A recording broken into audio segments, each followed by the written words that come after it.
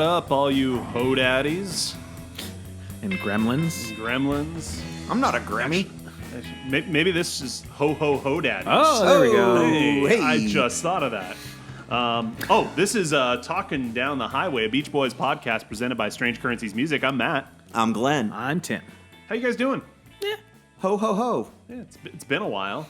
Yeah. A long time. This is a great bit, you know. We just do it every I time. literally didn't even stand up between this episode and neither. the last one. Yeah. I wet myself several times. Whoa. That's weird. It's been a whole week. I actually have some notes that we didn't get to in the last episode. Okay. Corrections from a couple of episodes ago. So these go back to, I believe, the Beach Boys concert episode. Oh, actually, one of them goes all the way back to All Summer Long. Ugh. It's corrections of both of you guys, What? actually. Yeah. What? Yeah. Certainly this can't be because... First off, Tim. I have a Wikipedic knowledge of this band. Tim, in the All Summer Long episode, I believe it was, because we were talking about the masterpiece, as Brian himself has admitted, one of his greatest works, The Drive-In. You quoted the line as a big fat liar. It's a couple of liars. Couple If you of say you liars? watched the movie, you're a couple Oh, of okay. liars. Oh, man. Yeah, Jeez. yeah. So yeah, how dare you, we had Tim. to address that. Glenn, even worse. I believe this was in specifically the Beach Boys concert episode. You referred to Leslie Gore as being from Britain. Did I? She is not from Britain. She is American, from New York, and she also attended Sarah Lawrence College, No. which is being attended by somebody that I know friend of the quite well. podcast. Friend of the podcast, yeah. Yeah, the Wow. Sarah Yeah. Lawrence. Well, we should just quit. Yeah. If we can't get these simple facts correct. Yeah, then- simple facts. Yeah, you basically implied that she was kind of part of the British invasion. Was I? Essentially, is kind of what it.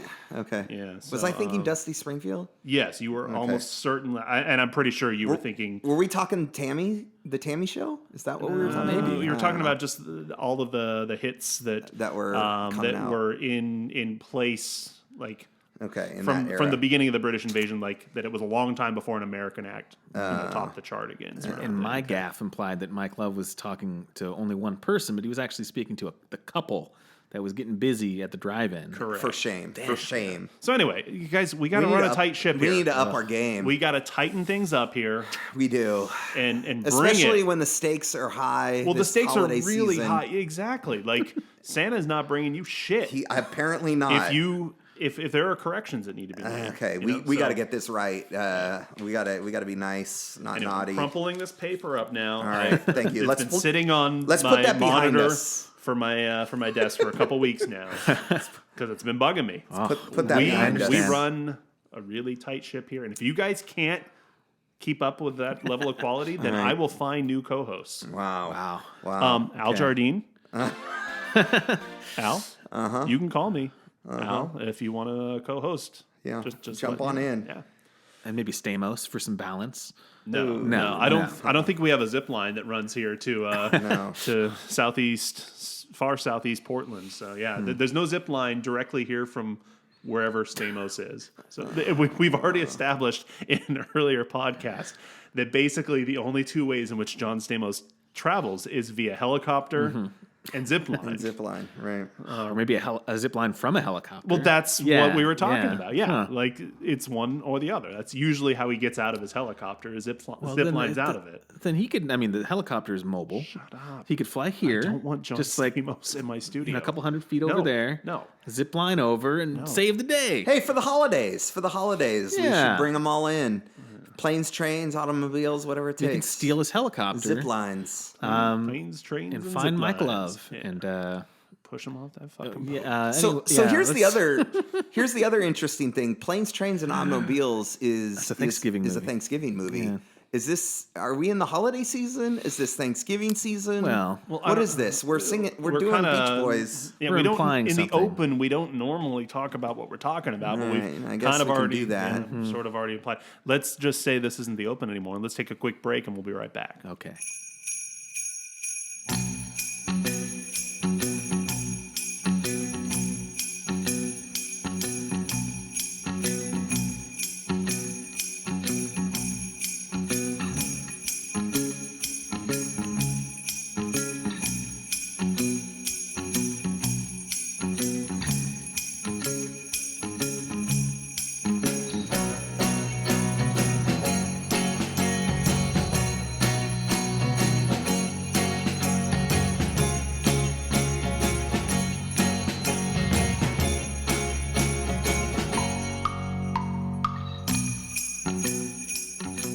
And we're back this week.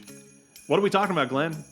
There's a little pumpkin spice in the air. There's a little. What? It's the holidays. God, you people are trying to extend I that need a too? sweater. I don't. Okay, so it's a holiday season, and so the Beach Boys are going to jump on that train. It's 1964. It is time for yet another Capitol release. Yeah, I mean, they only put 3 albums out prior to this one in So it's 1964, time. so It's you got to get time. them. Yeah. So it's the Beach Boys Milk Christmas Beach album. Boys Christmas album. When are you guys listening to the They Beach would have Boys? literally milked Brian if they could have. Wow. Jesus. Yeah. Well, okay. So Oh man. that would eBay didn't exist then, but Wow. some real Brian Wilson milk is going to go for a lot someday. Wow. Okay. Jeez. Context. So The previous year. well, no, I'm curious. Uh-huh. Are y'all? When do you break out your Beach Boys Christmas Well, album? because of this podcast, I know, about a right? week ago.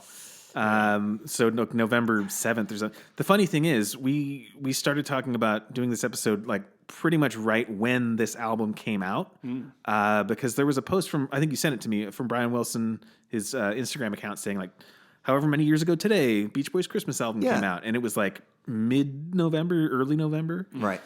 So I get theoretically That's illegal, from people, man. I know. That's illegal. It's a little too early. I didn't listen to it until this morning, only because Remy and I did the catalog crawl over the like late summer, and I had to listen to it in August or whatever. Right. It's like That's a little weird. I've heard it recently enough. I'm gonna only just kind of try to remember a couple Yeah, talking yeah. points and listen to it this morning. And But then it's still too early for me. They were Way too recording early. it in like July or Yeah. whatever. So Yeah.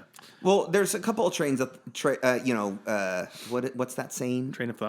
No, there's a couple of teams of schools of thought. What the schools of thought? What am fuck I? are you Schools of Did I talking think Schools I of just had a fish. stroke. God. There are a couple of some people say after Halloween you can start listening. To Oh, the okay. radio. No. Some no, say, no. and I'm You've in gotta- the you've I'm gotta in the take the Thanksgiving. You have to take that. Yeah, you have to take the holidays one at a time. Yeah, No, don't step no on the Thanksgiving toes. shit until I mean, Halloween. I mean, Right, there's got to be some harvest you stuff can, you going. can celebrate Arbor Day any time of the year, though. Come on. What else do you think I was doing this morning? I don't know. Some arboring? Yeah, I need to. planting trees. Nice.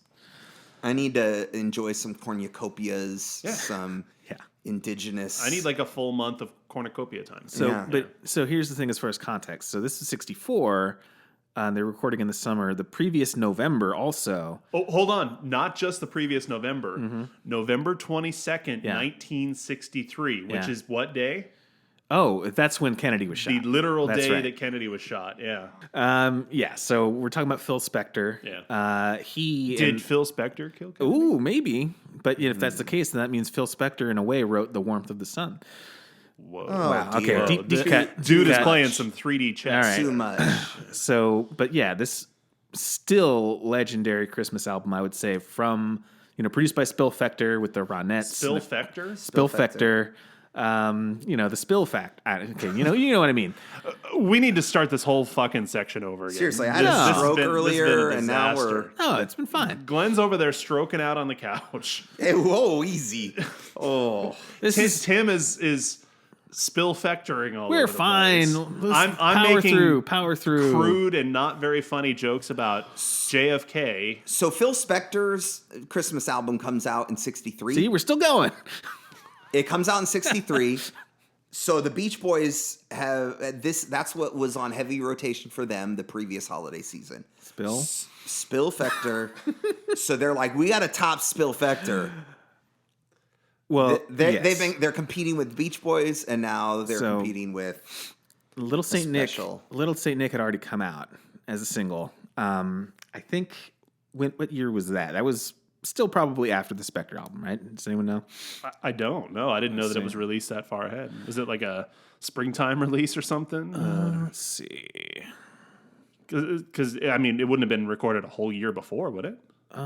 Yes, it was released in December of '63. Whoa, so hey. maybe an immediate response to that Okay. Phil Spector album.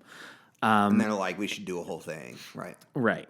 And because the Spector, like just to talk about that for a bit, it's called A Christmas Gift for You, to you. To you. To you. and you see Darlene Love over like going like this with her name. And it's so good. It is so good. Like even like these like dumb songs like Frosty the Snowman are just these definitive iconic versions that are like so much better than like Gene Autry or whatever. Yeah, because you got Hal Blaine on the drums. Yeah, like if you can own one Christmas album, Yeah. I think it's that Phil Spector and like Christmas album. there's a couple. It's so There's Bobby Socks and whatever. Those ones are a little meh. Yeah.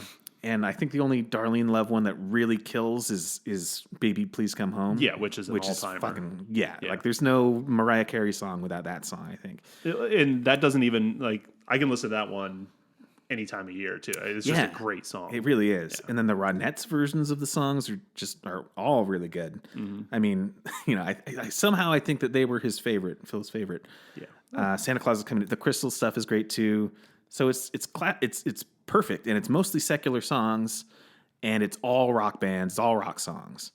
That was another thing too, specifically that you mentioned. It is almost all secular songs. Silent Night, right, is at the very end of it. I guess the Bells of St. Mary's too. Oh yeah. But other than that, it's secular songs, and then the murderer comes on. And he's got the whole spoken word thing at the end, right? Kind of creepy. And it's so funny. Yeah. Just to be clear, the Beach Boys, Phil Spector is evil, and he's a murderer. He's dead now. Well, okay. Thank you, COVID. I guess did one thing right. Yeah.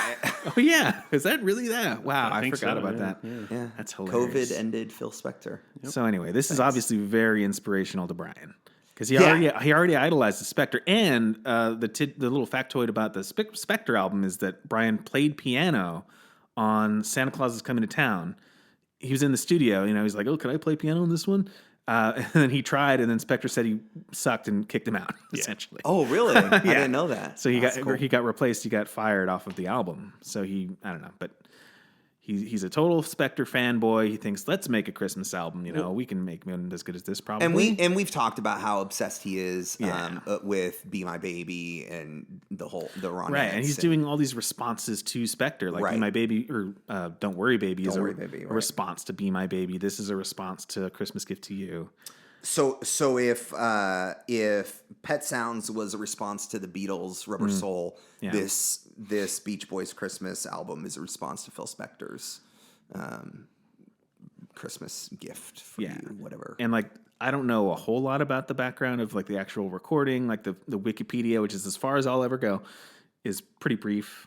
So it exists. They rushed it. The one I guess factual thing is that the traditionals or the classic Christmas songs, the non-original songs, were arranged by the guy that arranged for the Four Freshmen. Right. They were much more just pat, Christmas arrangements. Huge orchestra, kind of crooner, right? Like 40-piece orchestra. Yeah. And the Beach Boys really just did their vocals. All right. So here, if we're talking context here, I would like to say here is where the Beach Boys Christmas album separates itself from Phil Spector. Phil Spector's is a rock album of his production doing these traditional Christmas tunes. But with the wall of sound. And it's glorious. It's great. The Beach Boys, Brian Wilson, I should say, I think takes this next level, and he decides he's going to write his own originals. And so I think that's what this has, and we've alluded to this. This is something special about the Beach Boys is that they're playing their own instruments, they're singing they're writing their own songs, they're singing them, which is something that in the landscape, hasn't really been a thing. When we talk about the Four Freshmen, they're just in performing, and some arrangements were done by some wrecking crew of random people, and so here Not comes the wrecking crew. Well. But here comes Brian Wilson responding to Phil Spector. While Phil Spector used these traditionals, Brian's like, okay, I can do some of that, but I'm also going to write some new songs, which I think is pretty impressive because we get 5 tracks that are brand new Christmas songs written by Brian Wilson.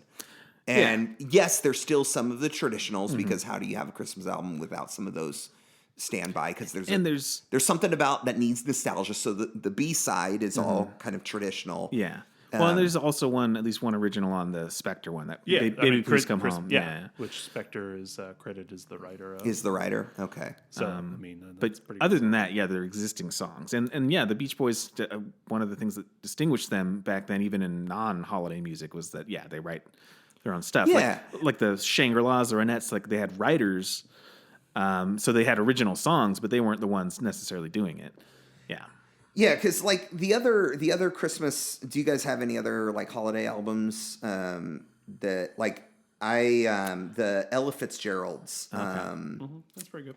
album is great. My family had I'm forgetting. Well, we had like Nat King Cole and like the croonery ones. Yeah, I mean the gold standard is the Vince Guaraldi Charlie Brown Christmas is. Oh, okay, that's great. Yeah. I mean, the Ella Wishes You a Swinging Christmas is great, but again, it's all standards and what you would expect. But wait, who's Aloysius? Sorry, Ella Fitzgerald. Did I say Aloysius? No, you said Ella Wishes, and I thought it sounded like the name. Oh Aloysius. No, Ella wishes you a swinging. I'm making Christmas. a joke. Thank you. Okay. Anyways, I get jokes. It's not a good one though. Well, I think the Ella Fitzgerald Christmas album is great. It's got depth. There's like a heart to it and soul in it. It's like thoughtful and meaningful. The Spector one is taking some of these traditional pieces and they're making the Wall of Sound, the rock. Yeah. And here comes Brian now trying to, add his own contribution and bringing new. And so I think there's something to be said for that. It's different. It distinguishes itself overall, from some even of those other like we'll ones. talk specifically about the songs, but like overall, even with the more traditional ones on the Beach Boys album, like if I were gonna put together a playlist for a party or something like that, I would put both of these on there probably on shuffle. Because it's like Totally. it's not quite. They're not quite as cheesy. Like even the cheesier Beach Boys ones aren't as cheesy as like, I don't know, some more traditional recordings of the songs. Yeah, Big Crosby. Maybe I guess there's a couple that I would probably remove from the playlist, but it's a good mix. Anyway, All right. Yeah. All right. I think we need to tackle these track by track. track by track. All right. Well, let's take a quick break and we'll come back and do that.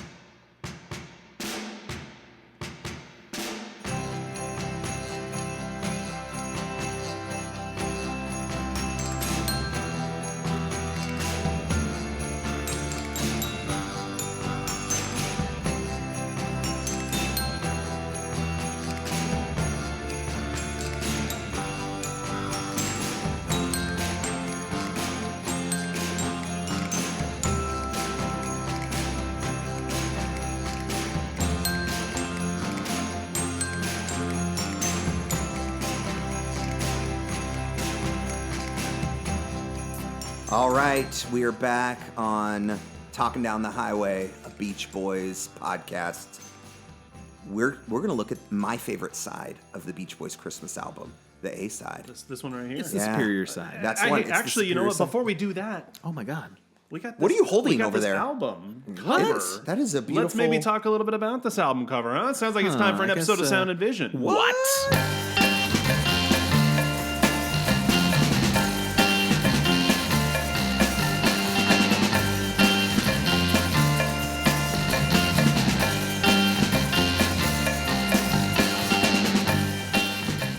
Oh yeah, Sound and Vision, where we discuss all things aesthetic using the David Bowie scale to rate it. If we really, really like something, It's low. yeah, it's low. It's low. That's right. Why? Because that's David Bowie's masterpiece. That's why. If we really don't like something, if we're not into it, Tim. Never Let Me Down. Yeah, David Bowie's worst album, which he David. You let us down. David. Come on. I'm sorry, Hold it together. I'm speaking to you from beyond the grave. And if it's just If mid, it's somewhere in the middle, we're like, it's all right. let's dance. Let's dance. It's okay. David Bowie's okayest album. It's okay. I mean, there's other contenders, but yeah. All right. Hey, Beach Boys Christmas album cover. What is this seal on either Yeah. side of? I was wondering that myself too. That it's really like stands a reef. out, doesn't it? It's like a. I don't know what sort of it like is. a Illuminati symbol, or I don't know. Yeah, we got a picture of the boys No, in sweaters. it's like a lantern, like one of those old old school. Oh, is that what it is? Okay. Yeah. Oh, it's a lamp. Yeah, it's like a lamp. And it's like some doily thing. But mainly it's so they're decorating a Christmas tree. Yeah, the real important thing here is what's happening in the middle. This is and like you've a got Christmas these card. 5 nice neighborhood boys wearing sweaters, decorating a modest Christmas tree. I think they're dressed up like Fred Rogers. They've got the cardigan thing going on. Yeah. They're very respectable. Yeah, respectable. They're doing their jobs by height, sort of. Got Al down there near the bottom. Brian. For some reason, Dennis. Leave him alone. Poor Al. Is David If you would Marks like to- hiding in that tree anywhere? If Al would like to defend himself, he He's can goofing call up. us. Dennis is doing the topper for some reason, even though Brian could probably reach it on his own. Yeah. Brian's the tall one. Is right? Dennis the angel? Is that? Well, he will be soon enough. Too soon. He's Too standing on soon. probably standing on a ladder or something. Yeah, I guess. I didn't think he was that There's tall. some guy second I from love- the right. well, hold on. Must be I- like their dad or something. Yeah, that's their grandfather. Oh, yeah, because clearly. you can see that receding hairline. Yeah, I love that Brian's wearing yellow. He's like this angelic. because he's the special one. Yeah, he's special. Yeah, He is. Denny's wearing black and red. Yeah. He's a Trailblazer fan, I guess. What is with that look though? And He's like super concentrated there, right? It's a time of He's wonder. tripping balls. Yeah, probably. And then Carl's over there, spending some quality time with his grandpa, That's right. wearing mostly matching clothes as his grandpa. There's an interesting color scheme going on here. We got green and yellow and blue and red and orange. red. I like yeah. it. Yeah, I like Yeah. it. I mean, it's very 60s. I mean, the green is like the fir tree or whatever, the Christmas tree. Yeah. And the red and the kind orange of is a a- little strange, but I think the flocking or the tinsel. I don't know. is Our kind poor of orange. podcast listeners are like trying to imagine this. They don't here, have. and Oh, we're it's not- maybe it's gold. They have the ability to pull up this picture Okay. and look at it as we're Yeah, but talking. they're driving in their car. Let's give 'em They're some listening credit. to YouTube. No. Just take your let's- eyes off the road. Look it up while you're driving. Yeah. It's a Let's Give Dance. our listeners some Hold credit. your phone It's- right up to your it's a- face. it's a Let's Dance Hold on. for me. Zoom you in. you can't judge that until you've heard the heartwarming stuff on the back. Here we go. yeah, It's yeah. square. First off, there's a picture, classic Beach Boys picture in their striped shirts, black and white, all of them signatures there. We'd like to wish you a very Merry Christmas. Because Christmas is a very special occasion, the Beach Boys decided that this should be a very special album. And it is. Here for the first time, you'll hear the Beach Boys accompanied by a sonorous 40-piece orchestra with special arrangements written just for this album by Dick Reynolds. You'll hear vocal arrangements by Brian Wilson that make it clear what an important part each boy's voice plays in their wonderful blend. You'll hear a fine solo by Brian, Blue Christmas, and Al Jardine's first recorded solo was a Beach Boy in Christmas Day. The songs the boys have chosen for their holiday greetings to you range all the way from their own lighthearted seasonal hit, Little Saint Nick, to beautiful traditional favorites done with the orchestra. Here, certainly, is an outstanding Christmas album. One that you'll enjoy for many seasons to come. Wow. Yeah. That sets up some pretty big expectations there. You just don't see liner notes like that these I days. miss them. Even though I wasn't around when they were making them like this, I wish they still did. Did yeah. Murray write that? Like, Murray is fired. he's I assume gone, Dennis right? wrote it. He's but been fired. Into that. Cover. What do we think? Let's Dance. I feel like I give everything Let's Dance, but yeah. No, but it's not great. It's not bad. I mean, Right, yeah. the grandpa thing's weird. I don't know why they did that. Like, he's not singing on the album. It could be a zombie. I don't know who that is. I don't know. Crazed That's weird. fan. Yeah. It's a Let's Dance. Yeah, It's yeah. fine. There's worse. There's better. All right, good episode. Solid. I give that episode a Let's Dance. Sure. Yeah. It's good. All right, so back to it then, Glenn. You were talking about track one, side one being your favorite. Side one's my favorite because it's, mostly, it's originals. Yeah, it's the 5 originals and then Frosty the Frosty the Snowman for Snowman. some reason. They didn't write that? Well, I'm sure Mike Love wrote the lyrics. Mike Love sued to get credit for writing the lyrics. Okay, so here's the thing. Mike Love does not get songwriting credits on any of these. Yeah, this is another lawsuit album, essentially. Is it? Did he get retroactive? Yeah, he got 4 of them. The only one that he didn't get retroactive credit for was Christmas Day. Yeah. Okay. because he couldn't make up something. I don't know. I mean, or people were lucid when they somebody had written records. You know, guys, I once said Christmas Day to Brian. I was like, hey, I can't get together for band practice on Christmas Day because I'm busy with stuff. And that's where he got the idea for the song. And so I just really, come on. strong case. I have what's coming to me. Come on. Here's my take. Here's my theory. My theory is Mike Love eats dog food. He does. Yeah. Prove us wrong, Mike. He was too busy eating dog food that Christmas Day. Yeah. Okay, so these original songs that were written by Brian Wilson, and my problem with problematic Beach Boys songs is that Mike Love tends to write lyrics or contribute to them or claim to contribute to them about just stupid inaneness. Mm-hmm. And here's an opportunity now.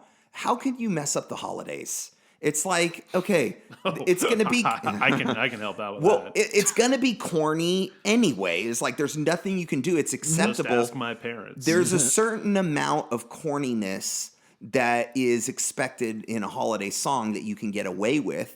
And so I think that's the biggest drawback holding back Mike is that all of his lyrics are just corny and predictable. But you're saying it works for this? Well, that's what I'm saying. Yeah. I think like... maybe he missed his calling. Maybe he should have just stuck to... Right, didn't we say before? Yeah, if he stuck to cartoon novelty voiceovers and holiday albums, I think it'd be fine. Because, like, you're not expected to be, like, thoughtful and necessarily depth. I mean, I think you can get away with it. Not to say that you don't have potential for it, because I think there's still... Maybe there has yet to be a true holiday album that has depth and nuance to it, but... the nature of it seems to be kind of commercialized and just hokey, nostalgic. It's a better fit for this kind of thing. Which is a fit for what Mike Love does. Mm-hmm. And so, I kind of forgive some of the cheesiness and I embrace maybe a little of the nostalgia that comes in these. So, track 1 right off the top, Little Saint Nick. It's a banger. It's great. Like... Yeah, it's like a holiday take on Little Deuce Coupe. Yes. Yeah, it's a hot rod song. And that's the Christmas theme. And if you're going to do that, this seems great. It's like right up there. They're playing into their niche. This is them and combined with the holidays. Of course, why not? Why not make Santa's Sleigh like Little Deuce Coupe? So interesting thing about this, I don't know if you guys noticed or what version you listened to, but like the single that I mentioned that came out the previous December was done with more instrumentation. Has like glockenspiel and the sleigh bells and things like that. Those were removed from the recording for the album, for the mono and stereo original mixes of the album, because all the rest of the original songs were sort of rushed and recorded in a more sparse way. So they wanted it to like match that aesthetic. But these wise. Yeah, but the single version is there's a version on Spotify that was like a 1991 remaster or something like that restores the other instruments to Little Saint Nick. And I think it's better with the other stuff. I understand the logic behind taking some of it away, but like right off the bat with the more full version, like you hear the glockenspiel doing the Run Run Reindeer melody just instrumentally right off the bat, and then some other themes are kind of in there, and then the jingle bells give it more of a holiday feel. So yeah, so if you like that version, there's like one version of the album out there I'll that has that. I'll have to go side by side those. So yeah, I mean, song. I think Little Saint Nick is a classic. It's the takeaway from this, and yeah, it's a good song. Belongs on any decent, and even a lot of not decent. It'll find its way on there. Just holiday song playlists. Yeah, it's one for the canon. Sure. Track 2, The Man with All the Toys. Yeah. It's fine. Clever. Yeah. I like the premise of here. Man, Santa's that guy's got all these toys, so it's kind of like a nifty take on it, and it's got a Beach Boy spin to it. And just as far as musicality or whatever, I like the song. I like the song a lot, but it feels like not a complete song because it just has kind of like a verse and a chorus kind of thing. It's a minute and a half. Yeah, it just doesn't really go anywhere. There's no like. It just feels like you're repeating these like two parts twice, and then that's the end of the song. But I do like it. It's just kind of like this. Kind of for me is a reflection of like this. Let's crank out this Christmas album. Let's rush quick. this out. This is the third album in 1 year. Yeah. Third, fourth, Fourth. 1964. They're not album. slackers. Jeez. 4 albums. Yeah. still good. I if like they it. had spent a little bit more time, this could have been. I think could have been. This was the single. Was it? Yeah. Well, I'm not sure what the B-side was. I forget. But yeah, this is what they put you out. give as me a single. minute and I'll find out. So then, Yeah. track. Oh, and this is the man with all the toys. This Mike Love did sue for songwriting. Like I said, credit for that. all 4 except all but one of the originals. Oh man. Track 3, Santa's Beard. Yeah. Again, They Might Be Giants cover. again. I was gonna this say not is- to be confused with that one.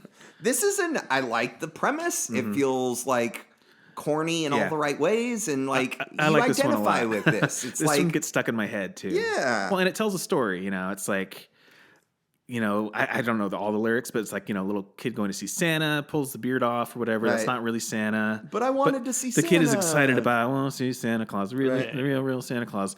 And then like the song as it goes along, and you realize that's not Santa. It starts saying like he's just helping Santa Claus. Right. Like it's not the real He's Santa. He's a helping Santa helper. It's Claus, like the the classic real- thing you tell kids. and then the chorus flips, and Yeah, it's yeah. he's helping Santa Claus. Great. and it's catchy. Yeah, and it helps all of it. We've all had those moments. We harken back to that. It kind of speaks to that Yeah. nostalgia of it. I think it's lovely. It's cute. Yeah. It's cute. All right. Oh, to answer your question, Tim, Blue Christmas was the B-side. Oh, okay. Cool. We'll get to that one in a second. Yeah. But what's the next one? Merry Christmas, Baby. I think is fantastic. I feel kind of neutral on it. I like the drums, but my note is fine, I guess, in reaction to the song. Not super memorable. I'm not sure why. See, I love this one. I think this is a great Christmas kind of a classic. It feels like it hits all of those tones of what Christmas is. I'm not the guy anymore. Take back my ring now. I'll do anything. Oh, okay. Please forgive me. I made a mistake. So there's like a little bit of why did we break up? There's still time. Can we make up for Christmas? I see. Yeah. You know, I'm just not. Maybe I just wasn't listening close enough. Sure. Well, and I think that's one of the things here is what do you want in a holiday album? You want something that kind of like stirs some of those emotions and fond memories, and how often do you get a sense of that kind of like loneliness or loss during the holidays? Or so I don't know. I think there's just kind of a sense of longing that this taps into. Again, it's a holiday song, so like whatever. It's not going to be super deep, but compositionally, it's great. Love it. All right. And then track. What are we on? Christmas 5? Day? Yeah, this would be 5. Al This is Jardine solo. Al Jardine solo. First lead solo vocal. I think it's fine. Again, like I don't know. Minute and a half again. The fun of the like you were saying, the fact that these are original songs at all is bonus points, but I don't think they're all necessarily classics right out of the gate. This one's kind of forgettable too, I think. Okay, they're not classics, but they're original. And like, how much can you write about the holidays? Yeah. And yet Brian Wilson does it, and here it is. It's great. It's I'll never outgrow the thrill of Christmas Day. It's worth the wait the whole year just to make happy someone like you. And like, it is interesting to hear Al's voice yeah. alone. He seems a little tentative maybe, but he's got a good voice. He's not, I don't feel like he's very like as strong as some of the other guys, but I think it works. Yeah, I think I think it's great. If I'm going to throw on a side of an album at a party, it's going to be the A side of this album. I love it. It's great. But the final track of song, the Frosty the Snowman, track 6. It's fine. It's my not, note is trash. It's just compared to the Spector version. It's just and even like the Gene Autry version, it's just kind of the same. They didn't really change anything. Right. It's just them singing that song. See, that's why I think it's a little harsh to call it trash. I don't think this would. I don't think there would be a needle scratch at my party if this came on in the background. I think inoffensive, it's like, I guess. Yeah, that's the thing. That's what you want. You don't want anybody offended over the eggnog or whatever you're serving. I don't know. It's fine. I mean, anybody who would be quote unquote offended by this wouldn't be at one of my holiday parties, hopefully. Sure. But I went out and bought a few new Christmas records last year. One of the ones I got was the James Brown Christmas album. Cool. for some reason, one of the very great James Brown songs, "Say It Loud, I'm Black and I'm Proud," is on the Christmas Interesting. album. Yeah. Really? Which is Why not? a little bit jarring, I guess, because you think of it as like this civil rights anthem and everything. But yeah, it's right in the middle of James Brown Christmas. Is that the album that it was on originally, or did he put it on there? Actually, if it would have, come out as a single around that same, I'll look that up. But yeah, anyway, it's kind of That's cool. That's one I should look up and listen to. It's pretty good. All right, so yeah, it's got like what is it called? Like Santa went to the ghetto or something like that. Okay. He didn't do a. I mean, Christmas in Hollis was that's Run DMC. Run DMC, but they didn't. That wasn't like a James Brown cover, was it? No. Okay. I'll look this up now. Well, we're at the end of the side, so maybe let's take a break and then we can figure out the James Brown thing. Yeah, we'll do that. That's a great James Brown. James Brown. James Browns.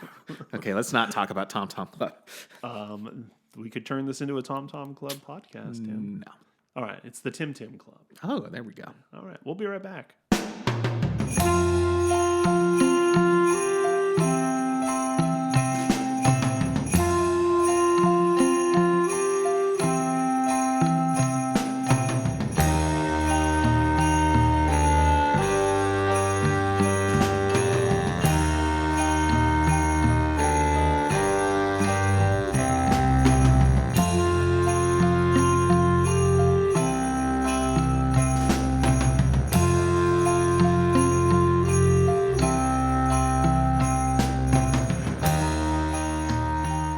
We're back on Talking Down the Highway. Hit us with that James Brown knowledge. So I did some research here.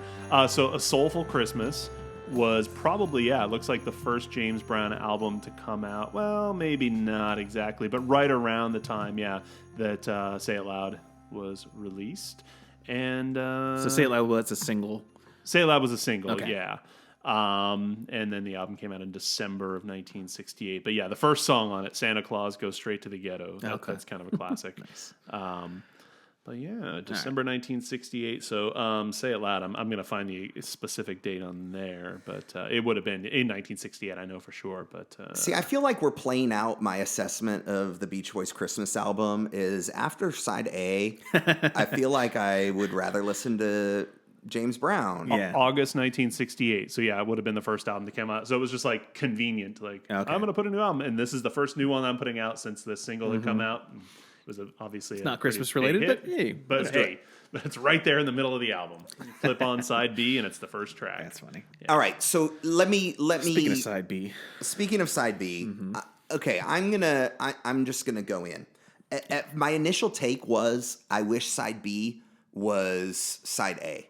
I wish we could have a full album of originals. Oh, yeah. But now that I'm even just processing that as I say that aloud, I'm gonna backtrack on that. I'm gonna say maybe side B is necessary. Maybe we need side B to be able to appreciate side A, because side A is what the Beach Boys are, and I feel like side B is what the Beach Boys were. I feel like side B is this nostalgia. This is their chance to kind of like get out of their system, the Four Freshmen. This is, all of the songs on this B side are arrangements with this 40-piece sonorous orchestra. With all these arrangements by the guy who worked with Four Freshmen, who Brian's a big fan of. And so I feel like the side B is a glimpse into the Wilson Christmas at the Love House. Well, I could see that. The traditional, like and the side A is kind of like, hey, here's the new generation, and side B is kind of like, here's the traditional Christmas sort of thing. And if you're feeling nostalgic, and remember when we were at Aunt Love's and Mimi's house for the big Wilson Love gathering, and they made us all the boys get together and sing a song. We Three Kings of Orient Are is probably one that they sang around the table. It's like the old generation, the new generation, the black, the white, the hero, the villain. Hey! What?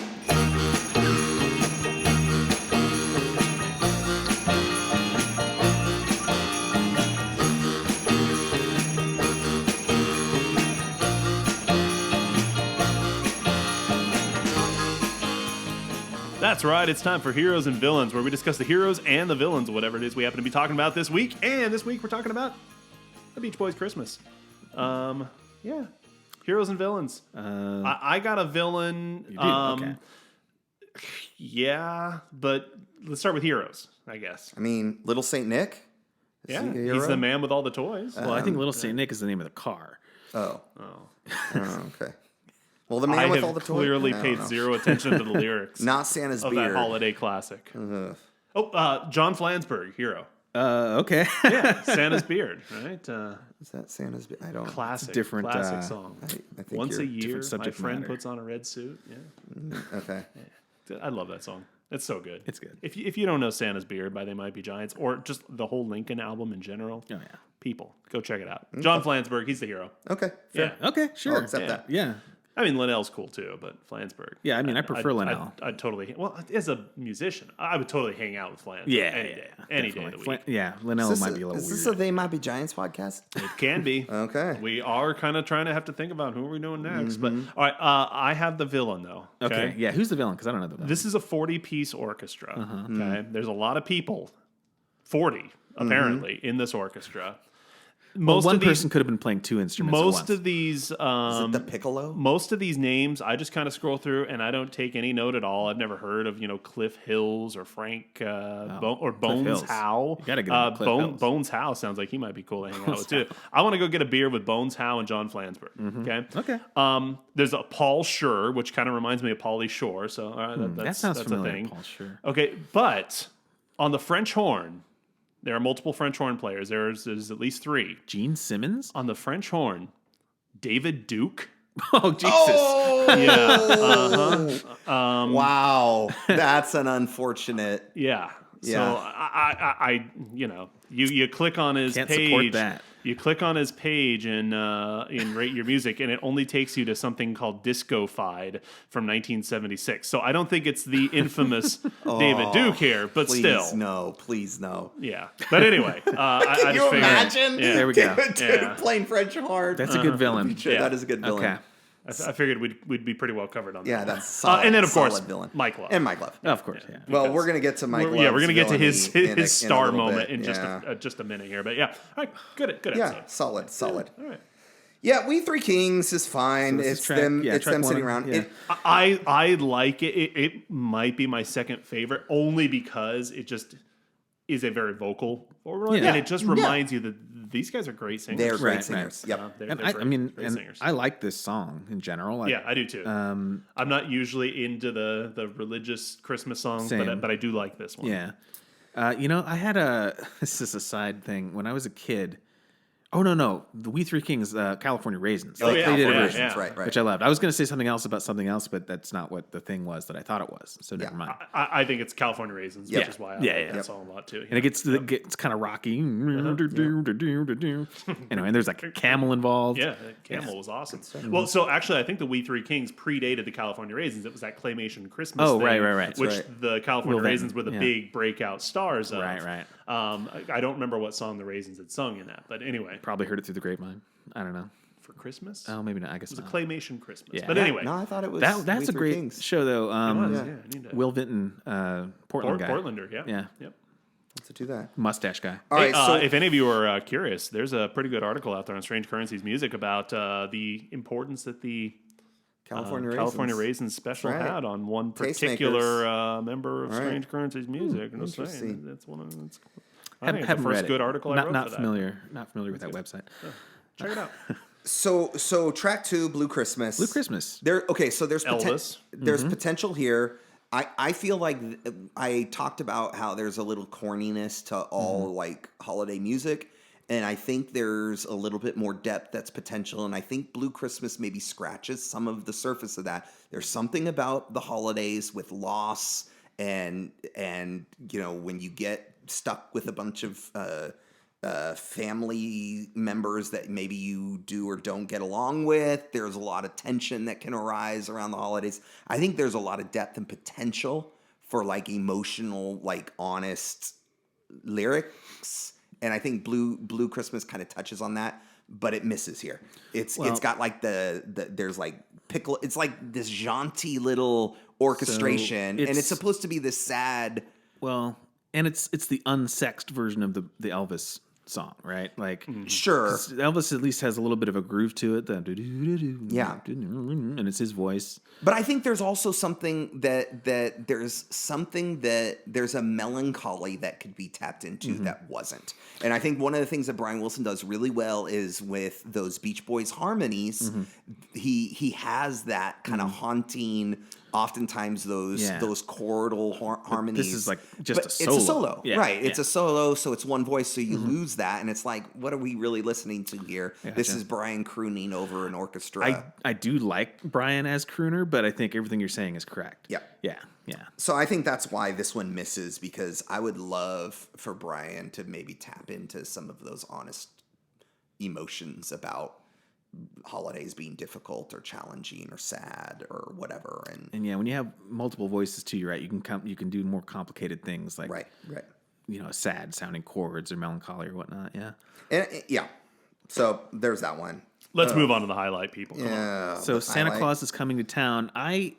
My only note is yuck and then circus music. Circus fucking nightmare. Okay. Yeah. But honestly, I don't know if I listened to it all the way through more than once. Okay. So it sounds like you guys have more specific things. things. Well, the circus nightmare isn't even the worst part of it. No, well, I would even say the circus nightmare is the genius of it. I think there's potential here for something twisted and messed up. And this is the most frightening track of this entire album. He sees you when you're sleeping. I cannot sleep. Of all the bad Mike Love vocals that have ever been recorded, it is probably the worst. So awful. See, I didn't even remember that because I think I blocked it out. It is so bad. It is the worst Mike vocal. At least certainly up to this point. Up to this point. Maybe ever. I don't know. I don't want to know. It is so bad. It's comically bad. Yeah. And to the point where Brian's kind of doing this like circusy, dark kind of almost like Tom Waitsy carnival-y something, and then the like Satan himself comes out and starts singing, and I cannot unsee or unhear. Now it makes me want to listen to it again. Oh, it's so bad that I almost love it, just because it's like, if you ever need to prove that Mike Love is just a hack, just play that. And like, it's pretty glorious. This guy's. I'm queuing it up on the right. They always give him the dumbest part of everything, and it's like, all right, go ahead, Mike, you sing this. Let it rip. It's so bad. Yeah, it is bad. So next is White Christmas. Honestly, White Christmas, and then I'll be home for Christmas. Yeah. I have the word whatever written by both of those. Both of those, I like the vocal arrangements of them, and I think there is some of that melancholic harmony that could have been better served over Blue Christmas if they had not done a solo vocal. Here's what I want. I want a whole color-themed side too. Blue Christmas, White Christmas, green sleeves, where they really explore different tonal sounds. Yeah, doesn't Brian colors, see colors? Isn't that a thing? Something like that. Yeah. You could put. I just hope it wasn't David Duke who was like, "Oh, we got to do White Christmas." God. They could always do "Say It Loud" to. There you go. Mike Love is allowed to play that song because he once had to do summer school with a black guy. That's right.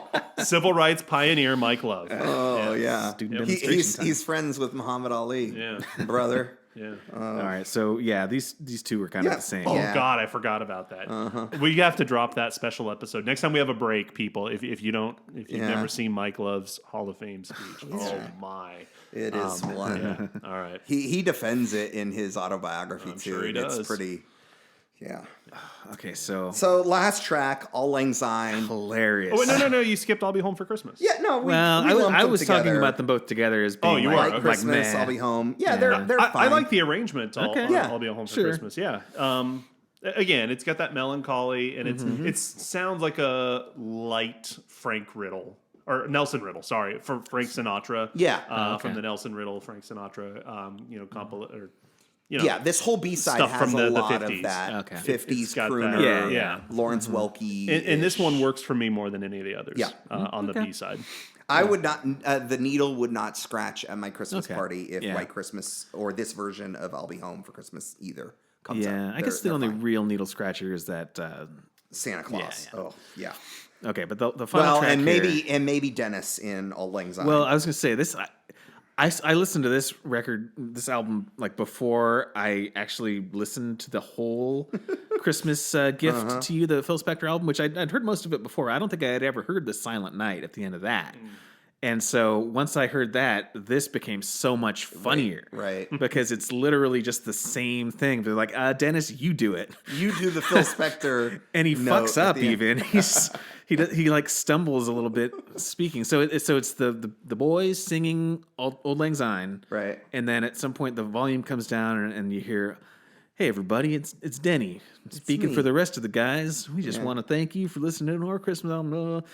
And he says, what does he say specifically? If you happen to be listening to this right now, which is like, yes, yeah, we are. Like it'd be. Wait a minute, I hadn't thought about it. This is but like a weird paradox that he's created. Like what if I'm not listening to it right now, but I still hear your voice? Anyway, and he says, if you happen to be, and he's like they don't even do a take two, but he's doing exactly what Phil Spector did. But it's like, yeah, Dennis, you do it. Yeah. Yeah. Cheesy and bad, but funny. Yeah. I like that. This would be another record scratch if it came on at a party. I'd be like, what's this doing? Okay. But the arrangement's nice. It harkens back to sitting around the piano. Yeah. They're not gonna do a poor job with vocals on any track, you know? Right. Like, Yeah. Well, you really got to go back and listen to that. Santa Claus is coming to town. okay. It's brutal. It's but I so mean, bad when they're that- doing the harmony thing and yeah, you're right. Yeah, I mean, it They know does what they're all doing. feel a little bit rushed, but again, everything they were doing in 1964, Right. obviously, as we've already established, was pretty rushed. So, And this is like we talked about before. This is like the tail end of that. Like it's kind of the last hurrah, I guess, of that phase of them. yeah, I mean, it's we haven't really talked about this much, and we've got a little bit more time here that we can spend. Not a lot, but a little bit.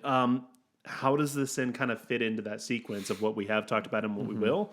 I really feel like this is, in some ways, weirdly enough, like the transitional Beach Boys album. Okay. Because this is the first thing in which Brian Wilson is working. He's not the arranger, he's not the conductor. Okay. Yeah. But he is working with a large ensemble for a Beach Boys recording, and I think it's planting some of that stuff. Yep. It's the first one in which there's a significant group of outside musicians in which I mean, the Beach Boys are playing the rock instruments on side A, all of that thing, but him working with other people and then calling it a Beach Boys recording with all these other musicians. Right. Like he's not working with the Wrecking Crew here, but he's going to start working with the Wrecking Crew as soon as the next album. Right. And so it is, I feel like in a lot of ways, like the transition from phase one of the Beach Boys, you know, cars and surfing and girls, to phase two, where this guy's starting to talk about writing a teenage symphony to God, and like it doesn't sound absurd, that idea, because maybe he could do such a thing, right? And so I feel like art. weirdly enough, this goofy little Christmas album provides that sort of window from phase one to phase two. And maybe Phil Spector is a little bit of that impetus, or that one that's kind of pushing him, or he sees that. He's feeling inferior. He's feeling inferior. He's got to do something special. And then, you know, the Beatles are going to be pushing him, Right. of course, as well, too, to bigger heights. By the time we get to 65, you know, and we'll talk about, you know, this in some episodes coming up soon, but that he's starting to kind of react to the Beatles becoming more of an album band. And so, yeah, I think just this is that moment in his mind where he's kind of like, I don't know what I'm going to do next. And if we're going to do the voice of the guy in the movie, still moving his head around, even though he's not saying anything. But I think this is, you can kind of start to see him grasping at a different sound, a different style, just a different presentation and everything. So I think it's important for that. Yeah, I buy that. So, all right, we got to rate it. Yeah. Oh, yeah. I think I know what I'm going to do. Yeah, I know. Like, Santa Claus is coming to town notwithstanding, I think it's just like right in the middle. You know, it's not, I wouldn't call it offensive. I don't mind listening to it, but I don't think the heights are high enough to cancel out the lows. So yeah, I'm just gonna give it a what is right in the middle? Bruce. Johnston. Yeah, I'll give it a Bruce. I mean, technically, the median or whatever is, I think, a David Marks is a 2.5. Yeah. But a Bruce Johnston's a 3 on the 5 scale, and to me, 3 is kind of like pretty right. Bruce Johnston average. would be like a 6. So yeah. I give it a David then. Okay, so what are you comparing it with? This is the other question. To the other Beach Boys. To the other Beach Boys albums? Yeah. Or I mean, you kind of have to. Okay, but could we also consider that this is a holiday album? Yeah, I'll compare it to other holiday albums too, and it's not going to change my rating. Okay, so I think it might change my rating. Okay. I think in honor of Christmas Day, Al Jardine's first lead vocal, I think I might give it an Al. Wow. A 3.5. And I think there's something about this is kind of them transitioning. This is them saying goodbye to the crooner Lawrence Welky era of the Four Freshmen, and it's saying, hey, we're going to write something new. We're going to start. I think it's enjoyable. I listen to it every year, for whatever that's worth. But I'll listen to the A side. It's good stuff. 3.5. I know what you're saying with giving it kind of a different scale or a different. Yeah. Because for a Christmas album, maybe it's a certain level, but yeah, I'll still give it a David. And I am. Wait, you're going to give it a David or a Bruce? A David, because that's like 2.5? that's like a 5 on a scale of 1 through 10. See, that feels low to me. But all right, whatever. I'm going to totally split the difference right in the middle. And give it the Bruce Johnston that it truly deserves. A soft Bruce Johnston. Ooh, A soft Johnston, but see, I would give it a Johnston nonetheless. I would lean to a hard Johnston You or would. Hey-o. No, Fast and loose. fast and loose, just like Bruce. like All right, I'm feeling attacked. let's wrap I this need up some 'cause holiday cheer. I haven't peed in a week. I lied before when I said I wet myself a bunch. Okay. Oh, okay. All right. Well, let's take one last break, and we'll come right back to wrap it all up.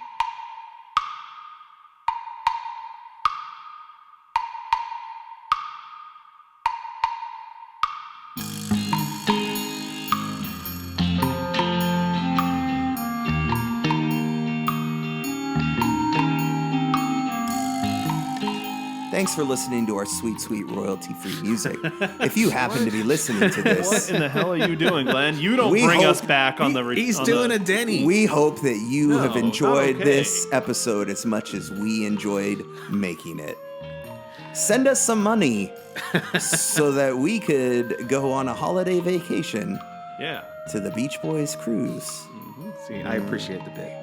Thank you, Tim. All right. Well, hey, thanks for listening. Yeah, it's good. Happy holidays. Happy holidays. It's a Happy 100 days. We're not going to take a break. We're going to keep cranking these things out. Yeah, let's keep going. So, What's next? Well, we're getting into a very, very different era, as we just said. New era. Today and Summer Days. Those are the next couple. Let's records, go. So, yeah. Well, hold on. I don't work on Festivus, and I hate to say it, but that's a Saturday this year. Ooh, I don't that roll might on Shabbos. that might so. cause some problems. We'll have to record on Sunday. Then. Oh no. Yeah. Yeah, that's just Christmas Eve. No big deal. Nothing's going on there. All right. Hey, so anyway, don't forget to smash that like button and then that subscribe and make sure Beach Boys. so you get that money. Talking Beach Boys and Strange Currencies music on Instagram and I don't know, all that other stuff. Do it. Yeah. Do it. Yeah. All right. Well, hey, we've enjoyed having you. We'll see you or talk to you, maybe or something like that. We never hear from the listeners, so You could comment on our maybe stuff. they even. suck. I don't. Who knows? Yeah. Hopefully David Duke's not listening to this thing. Yeah. All right. Well, hey, we're talking down the highway. I'm Matt. I'm Glenn. I'm Tim. Yo.